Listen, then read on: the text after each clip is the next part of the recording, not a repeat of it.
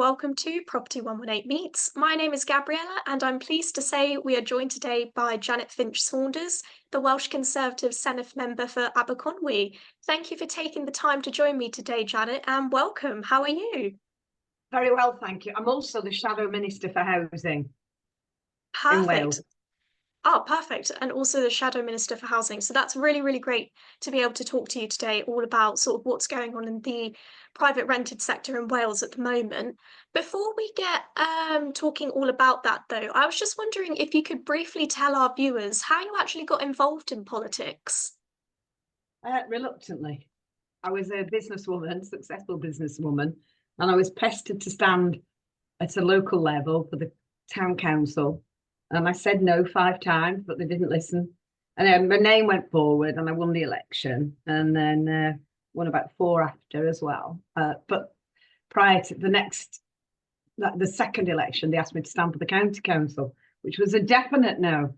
But you know, yeah, so people don't listen to me, you see. Anyway, so I did 2 years on 1 term as cabinet member in Conway, and then 1 as the leader of the scrutiny and leader of the largest group of Conservatives in Wales at the time. And then I was asked to stand for the Senedd elections, and here I am. So won three times,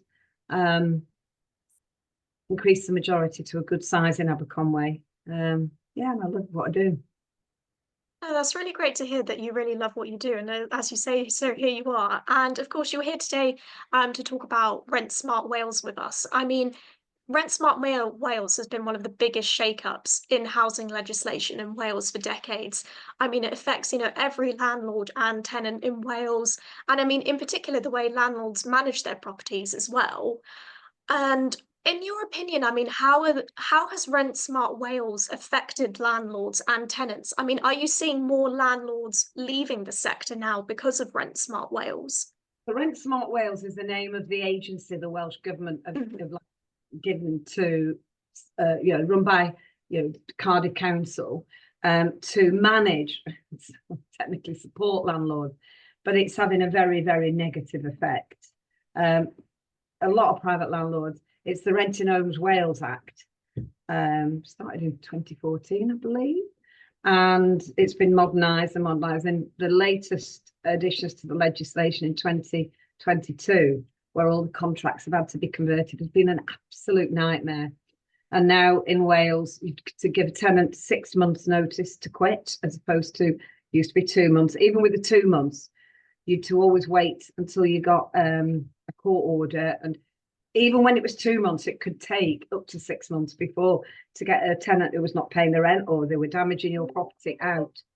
And a lot of people who own property now, who have been really good landlords, are just getting out of it, because they just see it overburdensome, too much regulation, too much risk now. You could have 200,000, 300,000 in a property. And at the end of the day, you could end up with someone in there now for a year, not paying you any rent, but you're having to pay a mortgage. There's so many of the rules they brought in are so unfair to landlords.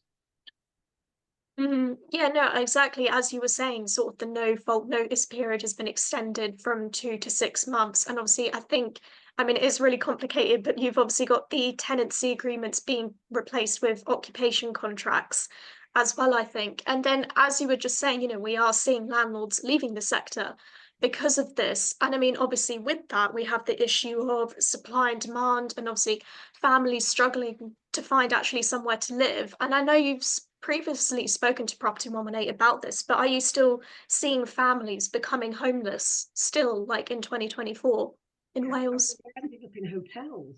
So rather than allow a good landlord to hold on to tenants and have their rent paid, and mechanisms in place to ensure that happens, that the property is looked after and the rent is paid. Rather than that happening, what is happening, landlords are so fed up, they're getting out of the sector. And what's happening then, for every landlord that leaves, say in Aberconwy, that those tenants potentially end up then in hotels, and the costs of that is incredible. we've got we've got it's £100 per adult, £76 a child. So you work that out times 7 days a week against, say, 850 for a home, proper home for a family. It's just it's untenable. It's non-sustainable, and it's affecting our tourism industry in Aberconwy. It's also affecting the mental well-being and health of children, their parents. It's just not a good look at all at the moment. No, no, certainly not at all. And I mean, what do you think like a solution is to this to solve the supply shortages? I mean, do you think empty homes could be part of the solution? They've always been part of the solution, but I mean, they seem to have gone down the road here in Wales of targeting second home owners with ridiculous council tax premiums. Most of those homes are of a value that would not be put into the rental market. So what's happening? They're selling out to people who are buying them for Airbnb. So all the methodology that's been used in Wales has completely failed. They're not serious about bringing empty homes back, and there's as many empty homes as there are second homes in Wales, and they're just not serious about. There's just dozens of empty homes. I mean, I think in Aberconwy we have about 2,000. Those need to be brought back. They make really good homes for people, but there's no incentives for landlords. Mm. No, exactly. I think, yeah, empty homes could really be part of the solution. And I mean, one of the solutions that obviously the Welsh government are looking into is rent controls. I mean, what's your opinion on that? Well, they've been proven to not work in Scotland, and if anything, it will end up with less properties, and those property owners will charge, considerably more, because it's always down to demand and supply. But the big issue for Wales as well, the Welsh Labour government over 26 years have failed miserably to build the right number of houses. Last September was the lowest quarter ever, and they built less than half their target. I mean, unless they're going to build rented social. Now, there are small pots of houses being built in my own constituency. They've just built 49 houses on the site, and the cheapest is 395,000. That's not what we need. We need rented social homes, and we need a lot of them across Wales. No, yeah, definitely. And then as well, what legislation would you like to see from the Welsh government to actually help landlords stay in I'd the sector?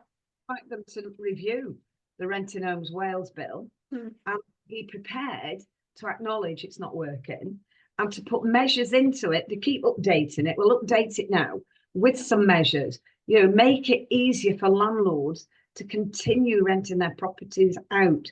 That's why a lot of these landlords bought their properties. We get accidental landlords where you've been left a property. It happened to me. But by the time, if you have one bad tenant and they wreck your property and it costs you 30,000, say, to improve your property, you're not going to do it again. No, exactly. Yeah. And I mean, as well, I wanted to ask you as well. Sometimes we do kind of get this thing in the media, that, oh, all landlords are bad sort of thing. But obviously, we know that's not true because not all landlords are bad. But I mean, why do you think that landlords are sort of targeted in that way? Do you think? Like, why do you think sometimes politicians target landlords?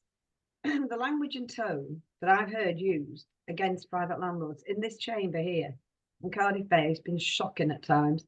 Landlords are targeted, and they're called road landlords. When we've got many good landlords in Wales, but they're just